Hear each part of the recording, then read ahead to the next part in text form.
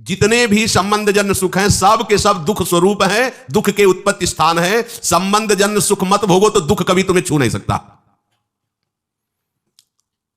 अभी कल हमको किसी ने बताया था, तो बोले वो नौकरी करते थे प्लास्टिक फैक्ट्री में और वो पाइप फट गया, पूरा प्लास्टिक जो द्रवित प्लास्टिक के ऊपर, बोले जिंदा जल गया। वो चिंतन तो हुआ ना। तो अब जैसे अपने लोग दूसरे जीवों को जला के खा रहे ना, ऐसे पैर बांध दिए उनको भूंज रहे हैं, तुम्हारे पैर भी नहीं बांधे जाएंगे, जिंदा भूंज जाओगे। कर्म तुम्हें बख्शेगा नहीं, ध्यान रखना। दुख यो नया, रसेंद्री के स्वाद के लिए तुमने उन असमर्थ पशुओं को, पक्षियों को अपने स्वाद का कारण मान रहे हो, उनके मांस को। ठीक है, ले लो, मतलब इस जन्म में तो तुम ऐसे हो, लेकिन पीछे जन्म में तुमने किया ना, तो क्या परिणाम आया? प्लास्टिक, और वो भी द्रवित, मतलब गर्म पिघली हुई, सीधे पूरी है। वो कितना कष्ट हो, थोड़ी देर तदात्म होकर देखो कितना एक दिन वो फूल लगा रहे थे ना, तो ग्लूगन जिसे आप चिपकाते हो, जरा छू गई तो एकदम ऐसे कह रही ये क्या है, तो बोले तो गर्म प्लास्टिक का ही तो है, उसमें हल्की सी गर्म एकदम, जिसमें आप फूल चिपकाते हैं, वो जरा पूरी द्रवित प्लास्टिक ऐसे गिर गई। अब बोलो क्या हुआ, मतलब तो गए हो, लेकिन कितना कष्ट उनको हुआ होगा। ये कर्म आया। देखो तुम भूंजे ना उसके पैर बांध के या ऐसे बांध के और खाए, अब देखो तुम्हें पैर भी नहीं बांधने पड़े, वो कर्म ने कैसे एकदम पूरा पाइप फटा, ऊपर पूरा गिरा, ले हो गया। सावधान दुख यो नया। अभी समझ में नहीं आ रहा तो मन मौज ले लो, मस्ती कर लो। ये मस्ती तुम्हारे लिए इतनी महंगी पड़ेगी, कोई साथ, अब बोलो कौन है वहां? परिवार, कोई धन संपत्ति, कोई भी साथ, पूरे शरीर में प्लास्टिक, गर्म प्लास्टिक से पैक। कितना भयानक कष्ट, कितना भयानक कष्ट। ये एक कष्ट, ऐसे अनंत कष्टों को भोगना पड़ता है जीवों को। अब फिर नया जन्म होगा, उसको भूल जाएगा कि ऐसा पीछे कष्ट मिला था। जैसे अपने लोग मां के गर्भ से निकले तो कितना भयानक कष्ट, लेकिन याद है क्या? सब लोग वहीं से निकले, कोई नहीं याद। भगवान याद दिला रहे, दुख यो नया। किसी भी प्रकृति जन्य, अगर मुक्त होना है दुखों से, प्रकृति जन्य संयोग जन्य सुखों को मत भोगो, मत स्वीकार करो, तो तुम्हें कभी दुख भोगना नहीं पड़ेगा, पक्का। जब आप किसी वस्तु के भोगने की भावना करते हैं तो उसका अभाव प्रतीत होता है। अगर यह भोग मिल जाए तो मुझे, उसकी शुरुआत ही दुख से हो रही है, जलन से हो रही है, और उसके संयोग प्राप्ति में तुम्हारी जलन होने के कारण सुखानुभूति हो रही है, उसमें सुख नहीं है। तुमने कामना किया है, तुम उसके लिए व्याकुल हुए हो, संकल्प बनाया, इसलिए तुम्हें सुखानुभूति हो रही है नहीं उसमें सुख। ध्यान रखना, वो भास ऐसा ही रहा है जैसे स्वप्न में लग रहा है बहुत अच्छा खा रहे, पर पेट भरा क्या? कुछ नहीं। स्वप्न में भी तो सारी क्रियाएं होती, क्या होता है? कुछ होता है क्या? जागृत में ठीक वैसे ही भ्रम है। अगर तुम्हें उस सुखद वस्तु का भाव न बने कि सुखद है, तो आपको कभी भी दुख नहीं मिल सकता। पर हम पहले किसी भी वस्तु, आज पूरा प्राणी समुदाय चेष्टा केवल सुख के लिए कर रहा है, केवल सुख के लिए, परिणाम सबको दुख मिल रहा है। जो प्रभु की तरफ चले वो धीरे धीरे दुख से निवृत्त होते हुए परम सुख की तरफ जा रहे हैं। भले आज शरीर दंड भोग रहा है पीछे के कर्म का, लेकिन आगे प्रकाश है, क्योंकि भगवत मार्ग में चल रहा है।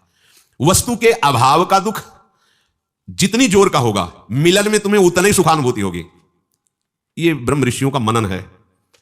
वस्तु के भोग का जितना गाढ़ चिंतन होगा, उतनी तुम्हें उस भोग में सुख लगेगा, है नहीं? लगेगा।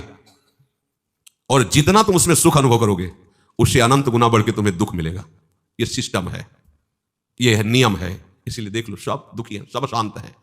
भोगी व्यक्ति कभी सुखी नहीं हो सकता, दुखों से बच नहीं सकता, क्योंकि जितने भी भोग हैं सब दुख योनया। भगवान कह रहे हैं, भगवान की दुखालयम, यहां दुखालयम में तुम सुख भोगना चाहते हो, भगवान कह रहे हैं दुख योनया। हट जाओ, शरीर राग से हट जाओ, केवल जीवन निर्वाह मात्र, धर्म रक्षा के लिए, कर्तव्य पालन के लिए उचित शास्त्रीय विधान के अनुसार भोगों को स्वीकार करो। इसी जन्म में आनंदित हो जाओगे।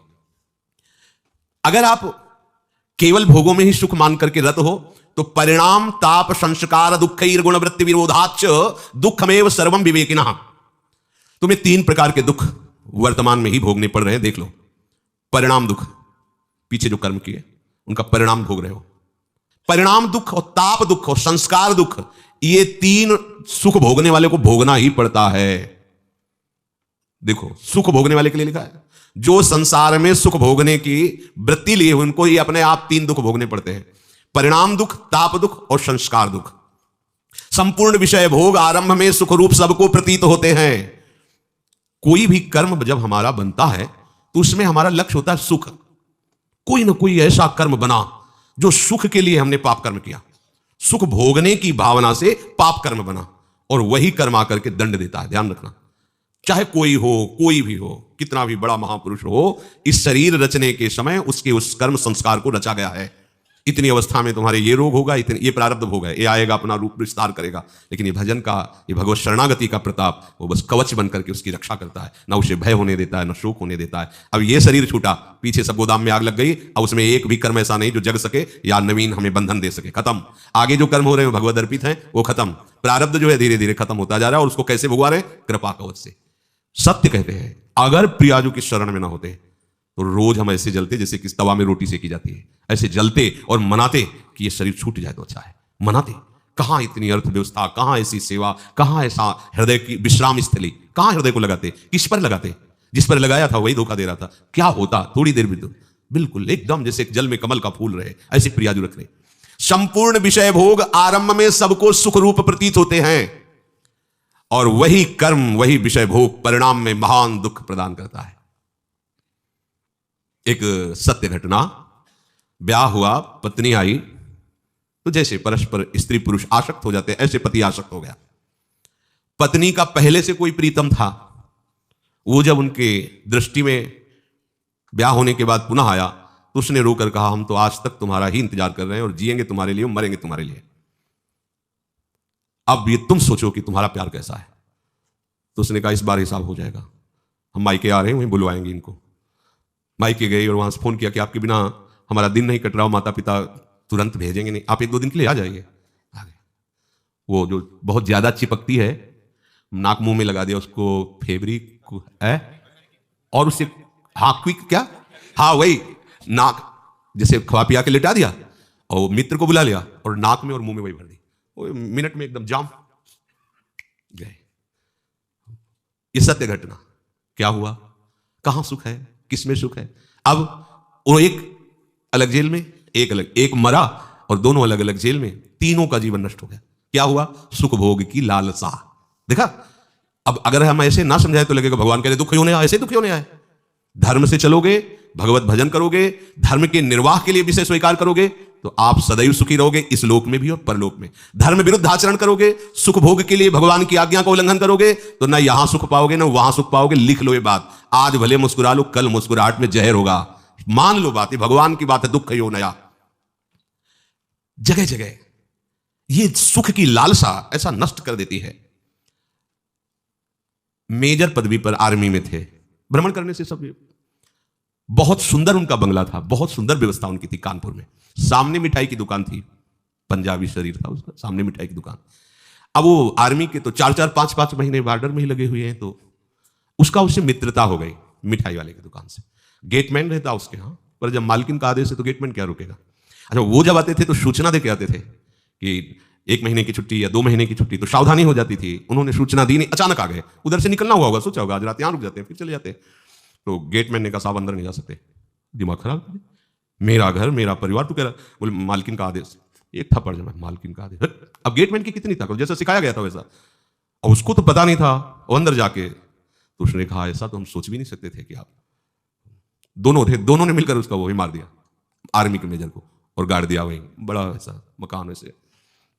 वो पहुंचा नहीं, वहां सरकारी जांच हुई, कहां से कैसे क्या पता चला। 1 दिन के लिए घर गया था, वहां से पुरुष आया, गेटमैन से पूछा, तो उनकी पिटाई एक अलग कोटि की होती है। वो 1 मिनट में बताया, हाँ साहब आए थे, अंदर जाते देखा, बाहर निकलते नहीं देखा। अंदर से जब पिटाई शुरू हुई अंदर वालों की, उन्होंने बता दिया तुम्हें मेजर साहब गड़े हुए हैं। क्या हुआ? भयंकर, तीनों को कष्ट।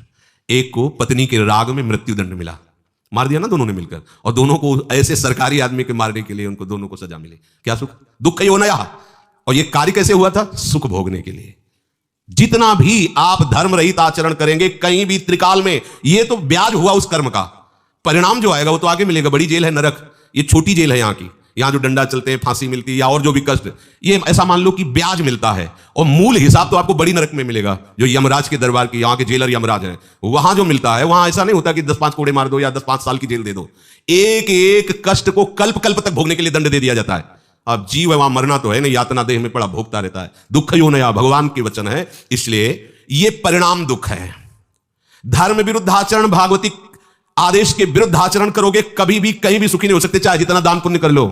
दान पुण्य एक अलग कर्म हो गया, और वो पाप कर्म एक अलग कर्म। अगर कट सकता है तो एक ही काट सकते हैं, वो केवल भगवान है। मामे वे प्रपद्यन्ते मायामेताम, वो कह रहे हैं हम तो हम सर्व पापेभ्यो मोक्षयिष्यामि मा शुचा। दूसरे व्यक्तियों के पास अपने से अधिक भोग देखने से, या इच्छानुसार भोग भोगने की इच्छा से, भीतर में जो भोगों की इच्छा है पर शरीर में सामर्थ्य नहीं, किन्हीं कारणों से, या जिससे हम अपना प्रेम संबंध स्थापित किए हैं वो हमसे प्यार लगा करके, और से, इन सब कारणों से एक ताप हृदय में पैदा होता है, जलन, जिसको कहते हैं हम डिप्रेशन में जा रहे हैं। प्रभु को नहीं पकड़ा है तो डिप्रेशन में नहीं जाओगे और कहां जाओगे? अभी तो कम डिप्रेशन है, ऐसी जगह भेजे जाओगे जहां डिप्रेशन है, वहां कहीं शांति नहीं, एक क्षण के लिए भी शांति नहीं। आओ ऐसी जगह में, जितनी गलतियां होंगी सब क्षमा हो जाएंगी। बहुत करुणा में सरकार है, अति उदार भी सुंदर। मान लो, इनकी शरण में हो जाओ, दुख से बचने के लिए शरण में हो जाओ। भगवत प्राप्ति, परमानंद और प्रेम, ये तो सब आगे की बातें। इन दंडों से बचने के लिए हो जाओ कि ये राष्ट्रपति हैं, जैसे न्यायालय से पास हो गया कि इसे फांसी मिलेगी, राष्ट्रपति माफ कर सकता है। अहम तो हम सर्व पापेभ्यो, आओ तुम सर्वधर्मान परित्यज्य मां में खुला दरबार है श्री कृष्ण का। कह रहे आ जाओ, माफ कर दो। अरे चल पड़ो ना, काहे को पीछे लौट रहे हो? पीछे लौटोगे हर जगह धोखा ही धोखा है। पाए जान जगत में सब जन कपटी कुटिल कलयुगी कंचु। ये ताप होता, जलते रहते हैं। कौन कौन सा? अपने से अधिक भोग देखकर हृदय जलना, इच्छानुसार भोग ना मिलना, इच्छानुसार भोग है पर भोगले के सामर्थ्य। बड़े लीला भी आ रही है। जब भूख थी तब भोजन ले, जब भोजन है भूख ले। लीवर खराब, ये खराब, वो खराब। जब लीवर काम कर रहा था तो रोटी ले मिल रही थी, और जब रोटी की व्यवस्था होगी तो लीवर काम नहीं कर रहा। ऐसा उसका खेल लीला विचित्र है। जलो जलो बैठो। जब भोग सामग्री नहीं थी तब भोग सामर्थ्य थी, और जब भोग सामग्री आई तो भोग सामर्थ्य खो गई। जल बैठे, देख देख भोगों को, और जलता रहे पूरा संसार। अब चाहे जितनी दवाइयां खा ली, बड़ा विचित्र खेल, बड़ी सूक्ष्मता से मारा जा रहा है, वो समझ नहीं पा रहा है। भोग भोगने की सामर्थ्य नहीं, पर भोग इकट्ठा है, जल रहा है। अब भोग की सामर्थ्य है पर दूसरे के पास वो भोग है, उसके पास वो देख देख के जल रहा है। और भोग है और भोग भोगने की सामर्थ्य भी है, पर भय लगा हुआ कहीं तीसरा छीन ना ले, ये जल रहा है।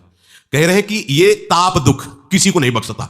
परिणाम दुख पहला, और ये दूसरा ताप। अधिकतर इसी ताप दुख से जल रहे हैं। और तीसरा है संस्कार दुख। यद्यपि ये साधकों में भी पाया जाता है, वो नहीं चाहते हैं भोगना, पर पूर्व संस्कार बस उसे विवस्था हो रही और वो दुख भोग रहा है। ये साधक मिटा सकता है, तीनों दुखों को मिटा सकता है। भगवद आश्रित होकर विवेक के द्वारा परिणाम दुख को भोग करके निपटा देगा। जैसा भी परिणाम आया है हमारे ही कर्म का परिणाम है, पर हम प्रभु की शरण में, उनकी स्मृति के बल से, उनके आश्रय के बल से इस दुख को सह सकते हैं, परिणाम दुख को। और ताप वाला दुख इसलिए नहीं होता उपासक को, क्योंकि उपासक का लक्ष्य परमात्मा प्राप्ति है। वो इस पचड़े को पहले ही त्यागने की चेष्टा में रहता है। संस्कार दुख होता है, जैसे पूर्व का संस्कार है, अधिक कामी होना, अधिक क्रोधी होना, जिन कारणों से हमें भगवत प्राप्ति नहीं हुई, वो कारण हमारे अंदर विराजमान संस्कार, वो हमको बार बार खींचते हैं, पर हम भ्रष्ट नहीं होते। उपासक उनसे लड़ता है, उपासक उसको समझता है ये हमारी कमी भगवत प्राप्ति नहीं होने दी, अब ये कमी हम रहने नहीं देंगे। प्रयासरत रहता है, फिसल भी जाए तो भी प्रयासरत रहता है। वो इस संस्कार दुख को मिटा देता है, तभी तो जीवन मुक्त होता है। ये तीन प्रकार के दुख बख्शते नहीं है किसी को भी, यदि आप भगवत प्राप्ति के मार्ग पर आरूढ़ नहीं हुए तो। बड़ा दुख में जीवन है, ये समझ नहीं पा रहे अपने लोग। अरे कब तक चैन से जियोगे? मरना है भाई, फिर नया शरीर मिलना है, और क्या क्या दशा होती है शरीरों की, क्या क्या, किस पर विश्वास करें? जब समाज की तरफ देखो तो लगता है किस पर विश्वास करें, किस पर? जो हमारे विश्वसनीय वही विश्वासघात कर रहे हैं, जिनको हमने जीवन दे दिया वही हमारा जीवन लेने के लिए तैयार, वही हमारे नहीं, बिल्कुल असहाय असमर्थ संसार में दिखाई दे रहा है। सोचो, किसी भी संबंध को सोचो, कहीं भी पवित्रता, कहीं भी विश्वास, जिसके कारण हम जीवित है, वो रह नहीं रहा है, धीरे धीरे सब जा रहा है। बूढ़े माता पिता है, पुत्र सोचता है मरे तो प्रॉपर्टी आवे, कैसे मरे, कहां कहां कितना कितना वर्णन करे इस माया के स्वरूप का। एकमात्र भगवान की शरण ही तुम्हें बचा सकती है। कोई तुम्हारा नहीं, मान लीजिए कोई तुम्हारा, साहब छल कपट का चरित्र माया का भरा हुआ है।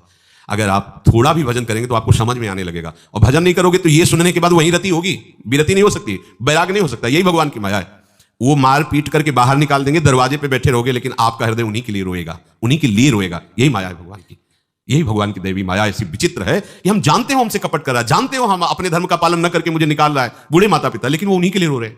अगर उनसे कहें चलो उनको डांटते, उनको दंड देते, तो कहेंगे नहीं, हम कष्ट सह लेंगे, पर हम यहीं दरवाजे पे बैठे, ये मकान मेरा बनाया हुआ है, हम वो मकान कैसे बेच दें? बाप दादा का पूरा जीवन लगाकर हमने उसको बनाया है। ये भगवान की विचित्र माया ऐसी ऐसी दुर्गति की हुई है कि वो जान रहा है फिर भी ले निकल पा रहा है। इसलिए भाई हरि शरणम भगवान की शरण होकर अपना काम बना।